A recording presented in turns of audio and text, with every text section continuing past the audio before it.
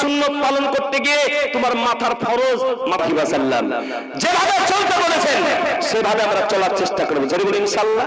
মুসাফা করবে, আল্লাহ তার অপরে দুজনের হাতের গুনাহ maaf করে দেন। জোরে বলি সুবহানাল্লাহ।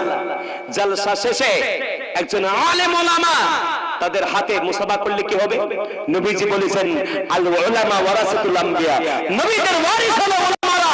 আর উলামাদের সম্মান নেই, উলামাদের সম্মান দেব। বলুন ইনশাআল্লাহ, বলুন ইনশাআল্লাহ।